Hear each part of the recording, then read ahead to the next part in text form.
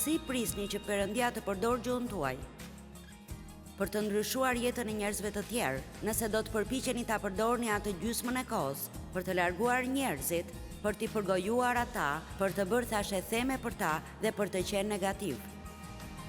Forca.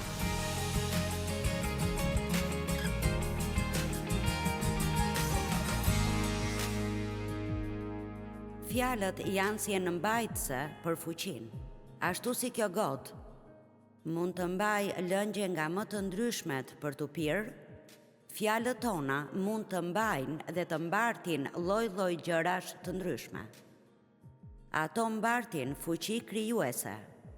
Perëndia tha, të bëhet drita, dhe drita u bë.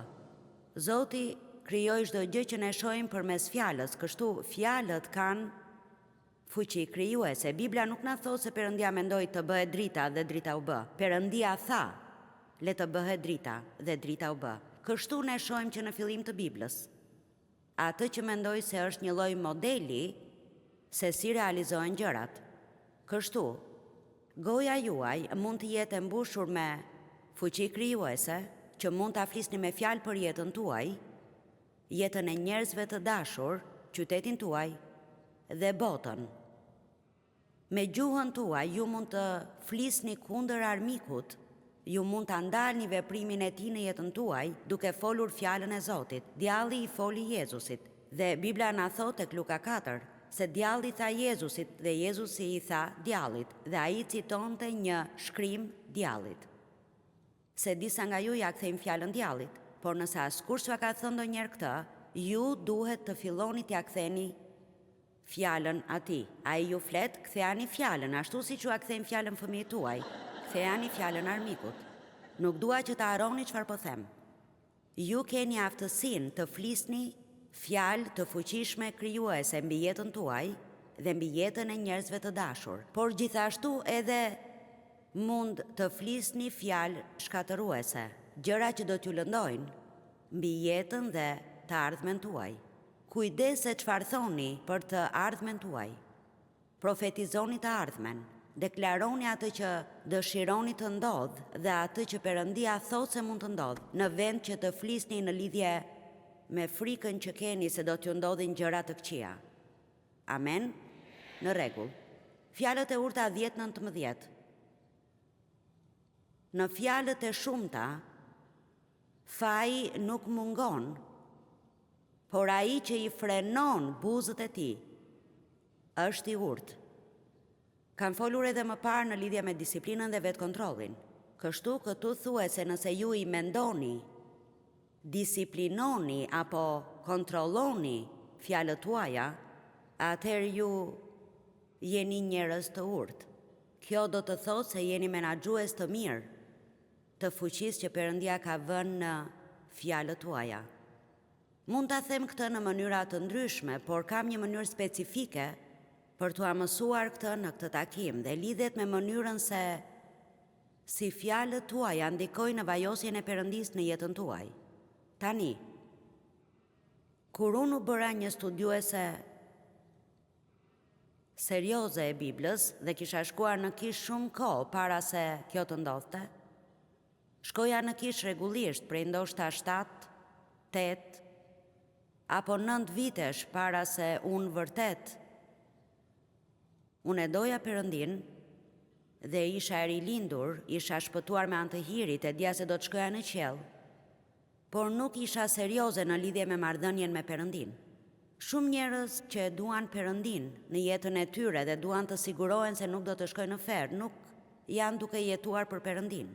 Jeta e tyre nuk ka as pak lidhje me këtë.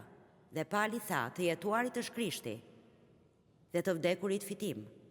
Sepse në të ne jetojmë, lëvizim dhe në të jemi. Bibla thot para së gjithash, kërkoni mbretërinë e Perëndisë dhe drejtësinë e tij dhe të gjitha këto gjëra do t'ju shtohen. Perëndia nuk është dytësor, nuk është thjesht një lloj siguracioni. Ai duhet të jetë gjëja kryesore në jetën tonë.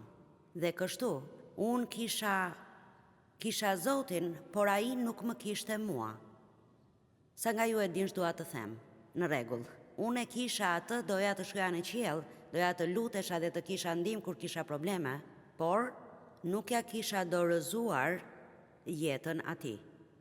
Dhe kështu, kur unë fillova që seriozisht të studioja fjalën e Perëndis, një nga gjërat që po ndodhte në atë kohë në vitet 70 ishte një derdhje e madhe e frymës së shenjtë në çdo vend të botës, si ishte thjesht në një vend apo në një denominacion apo në një grup, por ishte diçka që po ndodhte në mbar botën dhe Perëndia e bën këtë në kohë të ndryshme. Këto quhen rigjallërim, janë kohët kur Perëndia shfaqet për një periudhë kohe të caktuar dhe rigjallëron kishën. Tani, nuk jetojmë me këtë gjatë gjithë kohës, por jam falenderuese që kam qenë pjesë e kësaj, sepse jeta ime u prek në një mënyrë të thellë dhe ishte gjithashtu një kohë kur fryma e shenjtë dukej sikur po derdhte një hir të veçantë, që njerëzit vërtet ta donin fjalën. Nuk ishte asgjë një shërbes në kishë 3 apo 3 orë gjysmë. Po them sot, e dini, njerëzit hyn brenda e dalin jashtë, keni 3 apo 4 orë shërbes dhe çdo gjë është 10 minuta nga kjo, 5 minuta nga ajo. Dhe e dini, unë e kuptoj se kemi epoka të ndryshme dhe periudha të ndryshme në jetë, por po ju them, nuk ka shumë njerëz sot që do të duroni një shërbes që zgjat 3 orë gjysmë. Dhe kështu, ishte një kohë e veçantë dhe kishte një vajosje të veçantë. Dhe nuk ishte gjë e madhe të shkoje për një javë në ato që i quanim kampe takimi, ku mund të shkonit në kishë 3 herë në ditë. Dhe ndonjëherë, edhe kur kishim një muaj të tërë rigjallërimi, nuk mërziteshim, thjesht donim fjalën. Mirë, një nga gjërat për të cilat dëgjonim shumë mësime në atë kohë e nuk dëgjojmë dhe aq shumë sot, dhe mendoj se është diçka për të cilën duhet të dëgjojmë më shumë, është vajosja. Thjesht vajosja. Tani, kur unë them vajosja, mund të ketë disa njerëz këtu që as nuk e dinë se për çfarë po flas. Kështu, çfarë është vajosja?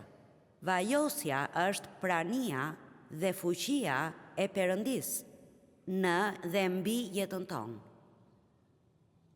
Dhe shumë herë ne jemi të vajosur për gjëra të caktuara. Kështu, ka një vajosje të përgjithshme në jetën tonë si besimtar, por Perëndia mund të na vajosë edhe për gjëra të veçanta. Unë jam vajosur si mësuese e Biblës, do të thotë se Perëndia më ka thirrur dhe më ka pajisur për ta bërë këtë.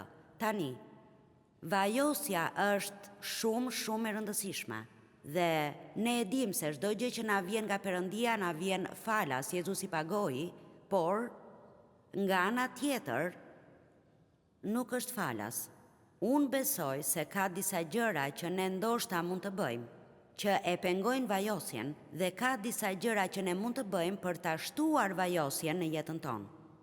Dëgjova një predikues që tha, nëse ai donte të shtonte vajosjen në jetën e tij para se të ngrihej të fliste, nëse ndiej sikur nuk e ndjente praninë e Perëndis, ai kalonte më shumë kohë për të studiuar fjalën dhe vajosja në jetën e tij bëhej më e madhe. Ndoshta një lutje më tepër për vajosjen në jetën tuaj do ta shtoj atë. Por nëse nuk e dini se çfarë është vajosja dhe se sa e rëndësishme është, atëherë mund të bëni gjëra që faktikisht do ta pengojnë vajosjen në jetën tuaj dhe as nuk do ta kuptoni këtë. Dhe një nga gjërat që do të zbuloni patjetër në fund dhe do ta mbështes këtë me shkrime, është se kur flisni fjalët e gabuara, do të pengoni vajosjen në jetën tuaj. Një gjë tjetër që e pengon vajosjen në jetën tuaj është keqtrajtimi i njerëzve. Perëndia merakoset për mënyrën se si I trajtojmë fëmijët e tij. Atij si pëlqen kur ne I keq trajtojmë njerëzit. Atij si pëlqen kur ne flasim keq për njerëzit, apo bëjmë e përhapim thashë theme, apo I përgojojmë ata. Faktikisht mendoj se është një nga gjërat më të rrezikshme që ne mund të bëjmë. Dhe ne duhet të bëhemi pak më të zgjuar dhe të kemi një frikë nderuese në mënyrën se si I trajtojmë njerëzit dhe se si u flasim atyre dhe se si flasim për ta. A mund të bëni si kur jeni dakord me këtë? Kështu. Mua mu desh kohë të arja këtu, por mund t'ju them se tani kam frikë nderuese nga keqtrajtimi I njerëzve. Dhe nëse ka ndonjë ditë kur unë keqtrajtoj dikë, duhen vetëm 5 sekonda që fryma e shenjtë të më jap në një shuplak të lehtë. dhe me shpejtësi unë kthehem dhe kërkoj falje. Për shembull, unë nuk ngjitem e të predikoj në platformë, po të isha e zemëruar me dikë. Absolutisht s'do ta bëja këtë, sepse besoj se kjo ndikon dhe pengon vajosje në jetën time. Dhe ndihem sikur është gjëja kryesore që unë kam, është vajosja e Perëndis. Mira njerëz nuk do të mblidhen së bashku në konferenca e të harxhonin kohë ditën e tyre për të dëgjuar dikë nëse ai person nuk po thot asgjë që në të vërtetë influencon apo ndikon në jetën e tyre. Tani, ju mund të mos e dini vërtet se ç'është vajosja, por ajo do të thotë se unë jam këtu, duke folur, por faktikisht Perëndia po më përdor mua që t'ju flas juve. Prandaj edhe fjalët që unë po flas këtu kanë aq shumë ndikim mbi ju, sa që ndonjëherë edhe juve vetë nuk e kuptoni dot. Tani, dy njerëz mund të flasin të njëjtin mesazh. Mund të jetë fjalë për fjalë, nëse njëri prej tyre nuk është i vajosur, apo ndoshta po përpiqet të predikoj, por po i ndodhin gjëra të këqija në jetë, në mesazhin e tij s'ka vajosje, madje mund t'ju vërë në gjumë pothuajse, nga që nuk keni asnjë interes dhe në të vërtetë ju zot mësoni asgjë prej tij, nuk do t'ju kujtohet asnjë fjalë, kurse personi tjetër ecën ngushtë me Perëndin, por nuk është i përsosur askush s'është. Por po them, ai pendohet kur bën gabime dhe është i kujdesshëm në mënyrën si jeton, ai jeton për të kënaqur Zotin. Sa nga ju e din se ka ndryshim midis bërjes së diçka edhe të qeni serioz në atë që bën. Mirë, atëherë ky person mund të mbartë një vajosje shumë të fortë në jetën e tij dhe gjërat që ai thot vërtet mund të depërtojnë përtej trurit tuaj dhe shkojnë drejtë në zemër dhe ju nuk merrni thjesht informacion, por një zbules. Ajo që dikush na jep si informacion është ndryshe nga ajo që dikush na jep si diçka. Unë e kuptoj këtë. Si ka mundësi që dikush aksidentalisht të ndes televizorin në mes të natës, ndërkohë që përpiqet ta fik atë, dhe ndeshet me një predikues që është duke thënë gjëra që e bën atë person të thotë, e ndryshoj jetën time. Si mund të ndryshohet një jetë? Me një fjali. Mirë, Perëndia mund të bëjë çdo gjë që dëshiron, dhe ai po kërkon njerëz që t'i përdor, njerëz që e bëjnë jetën e tyre në një mënyrë që mbart një vajosje të fortë në jetën e tyre. Është interesante të dëgjosh njerëz që duan të flasin për vajosjen, njerëz që në të vërtetë se kuptojnë se çfarë është. Kemi pasur njerëz që kanë thënë diçka, shkova në atë takim dhe nuk e di ende çfarë ishte. Por kishte diçka në atë sallë, diçka që në fakt unë se kam ndjer kur më parë. Asnjëherë, e dini, kur është bukur të kesh një person të vajosur, por kur jeni në mes të një salle të mbushur me njerëz të vajosur, forca tani. Sepse fakti është se si besimtar jemi të gjithë të vajosur nga Perëndia. Forca, ka një vajosje që banon në ju. Ja pse Bibla thot, vërini duart mbi të sëmurët dhe ata do të shërohen. Mirë, çfarë lidhje e ka të vëmë duart mbi dikë dhe të lutemi për atë person? E po vajosja faktikisht është e prekshme dhe mund të ndihet e të transferohet. Kështu unë mendoj se ne duhet të bëjmë më shumë nga ajo që thot Bibla, nga sa po bëjmë. Dëgjuat? Po çfarë je duke folur kështu? Mirë, së pari, Jezusi është i vajosuri. Kështu ai u vajos nga ati i tij. Është ati Perëndi dhe është Jezusi që është Perëndi dhe fryma e shenjtë që është Perëndi. Ne se kuptojmë këtë matematik, por një Perëndi, 3 persona. Unë nuk e kuptoj në kokë, por e kuptoj. Dhe ne mund të miqësohemi e të kemi një marrëdhënie me të 3 personat e Trinisë dhe secili prej tyre bën diçka specifike. Kur Jezusi u largua, u ngjit në qiell, ai nuk na la vetëm.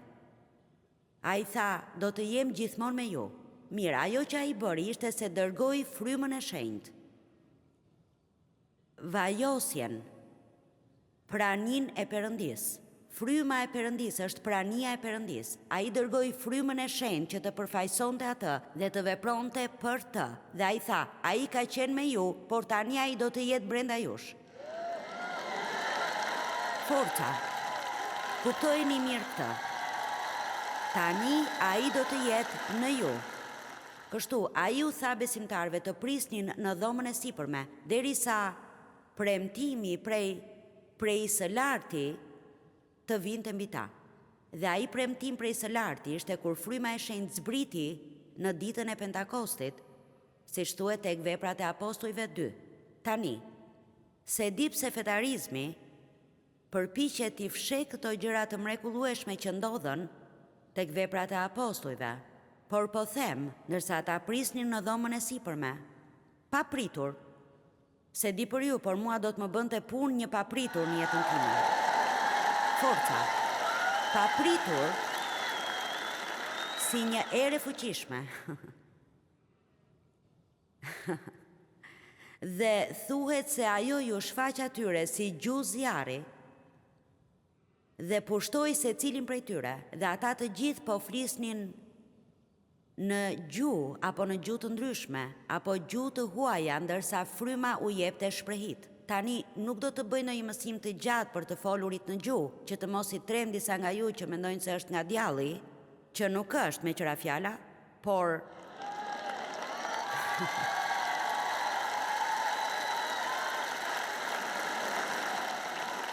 po ju them se fakti që ju se keni përjetuar diçka të tillë nuk do të thotë se nuk është reale.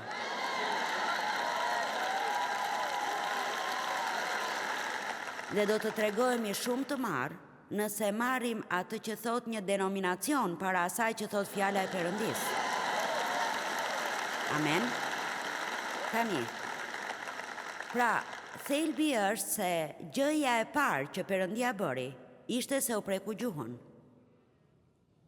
Apo më dëgjojnë të gjithë në sallë. Thash se gjëja e parë që Perëndia bëri ishte se preku gjuhën e tyre. E ndezi zjarr gjuhën e tyre. Mirë, ata me sa duket po vepronin pak sa çuditshëm, sepse ishte ora 10 e mëngjesit dhe të tjerët menduan se ata ishin të dehur. Gjë që më thot mua se një i krishterë në zjarr, i mbushur me frymën e shenjtë, mund të veprojë në mënyrë të çuditshme her pas here.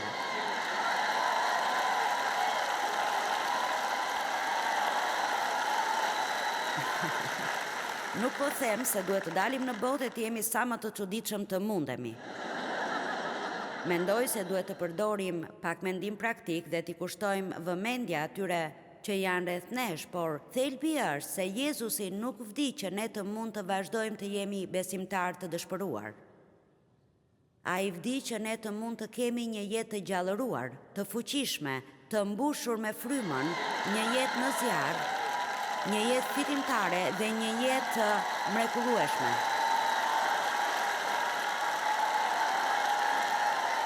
Por në qoftë se njihni Perëndin, ashtu siç ai do që ta njihni atë, nuk mund të mërziteni nga krishtërimi. Dhe një nga gjërat që Perëndia bëri kur ai dërgoi frymën e shenjtë ishte se dërgoi dhurata me të. Ai dërgoi dhurata të fuqishme me të. Janë specifikisht 9 dhurata, 9 fryte të frymës, 9 dhurata të frymës. Dhe unë besoj se këto janë njësoj të rëndësishme. Unë nuk mund të vendos dhuratat mbi frytet, sepse sinqerisht, njerëz me dhunti që nuk japin fryte janë të paqëndrueshëm si një flok bore. E dini? Dhe ne nuk e duam këtë, por Perëndia na jep fjalë njohurie, fjalë urtësie, aftësi ndalluese të frymës, dhe kjo është shumë e rëndësishme. Ne duhet të lutemi për aftësi dalluese. Bibla thot se duhet të lutemi, të kërkojmë dhe të rendim pas fryteve të frymës. Kështu nëse nuk bëni asgjë tjetër, me këto që unë po ju them në këtë takim, ju lutem shkoni në shtëpi e lutuni. Perëndi, të lutem, më mbush me fuqinë e frymës së shenjtë.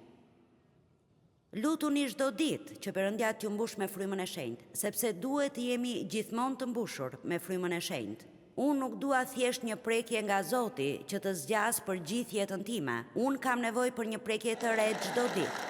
Ja përse sa herë që ngrihem në mëngjes, kaloj kohë me Perëndin.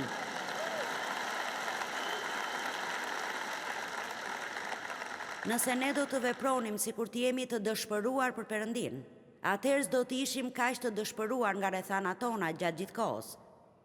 Dhe të paktën mund të ngrihemi nga shtrati 15 minuta më herët e të themi: Perëndi, unë nuk mund ta përballoj këtë ditë nëse nuk kam një prekje nga ti. Kam nevojë që ti të më prekësh sot. A doni të mbartni vajosi mbi jetën tuaj? Një vajosje thjesht do të njerëzit thjesht do ta dinë se ka diçka të veçantë tek ti. Unë nuk e di se çfarë është, por thjesht është diçka. Dhe atyre do t'ju pëlqej të rinë me ju.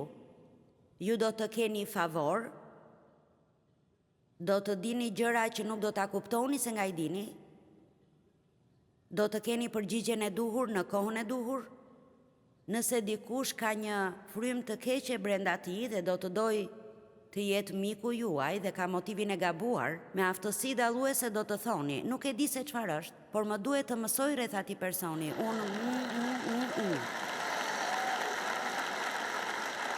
Pastaj ka edhe gjëra të tjera që I dini. Dhurata e besimit, punët e mrekullive. Dhuntia e besimit është ai lloj besimi që shkon përtej çdo gjëje. Të gjithë kemi besim, të gjithëve na është dhënë një mas besimi, por dhuntia e besimit është diçka që shkon përtej kësaj, është si një besim që ju as nuk e kuptoni sepse e keni atë. Dhe unë besoj se Perëndia na dha mua dhe David dhuntinë e besimit për të hedhur hapin, për të bërë atë që bëm kur filluam këtë shërbes. Nuk kam kohë t'ju tregoj historinë, por kjo që unë po bëj nuk ka absolutisht as pa kuptim nëse ju do ta dinit se nga vi unë, nivelin tim të arsimimit dhe gjendje në të cilën isha kur Perëndia më thiri të bëj këtë. Unë dua t'ju them diçka. Nëse Perëndia I flet një profeti përmes një gomari, ai mund t'ju përdor ju dhe mua. Amen.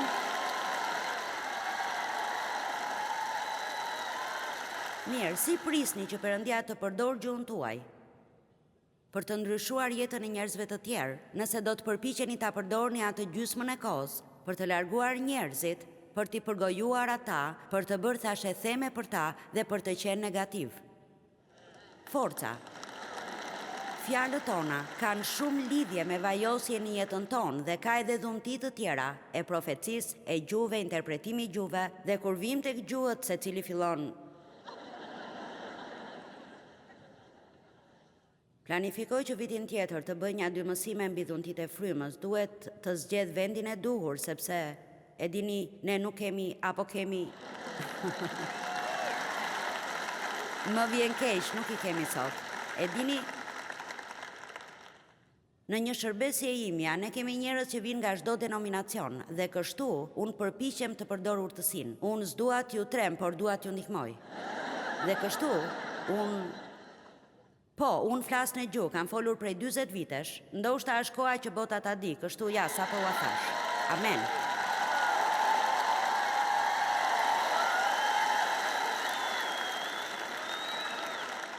Ju thoni, nuk e kuptoj këtë gjë, as unë, por Bibla thot se kur flisni në gjuhë, ju e lartësoni veten dhe ndërtoni veten tuaj në besim. Amen. Dhe kështu, është dhunti mbinatyrore, s'mund t'i shpjegojmë gjërat mbinatyrore. Dhe kështu, ka njerëz të caktuar që duan të thonë se ato dhunti kanë shkuar me kishën e hershme. Nëse ata kishin nevojë për to, përse do të kishim nevojë ne sot? Po them Perëndia im, dhe nuk ka asgjë në Bibël që thot se dhuntit shkuan me kishën e hershme në radhë të parë. Bibla na thot tek e para e Korintasve 13 se kur vjen I përsosuri, kur Majku po më trajnon nga vendi, kur I përsosuri vjen, atëherë do të kemi më nevojë për ato dhunti. Mirë, I vetmi I përsosur që unë njoh është Jezusi dhe ai nuk është kthyer ende.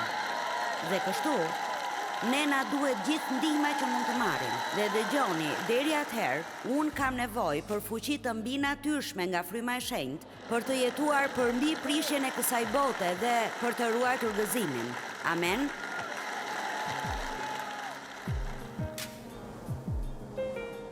Nëse duam të përjetojmë më shumë fuqinë e frymës së shenjtë në jetën tonë, ne duhet të kuptojmë rëndësinë e fjalëve tona. Fjalët e gabuara apo negative pengojnë fuqinë që ajo të funksionojë në jetën tonë. Kur mësojmë të themi atë që Perëndia thotë për veten tonë dhe për të tjerët, fuqia e tij do të shtohet në jetën tonë dhe ne duhet të zgjedhim. E dini, ju mund të zgjidhni fjalët tuaja dhe duhet ta bëni këtë me kujdes.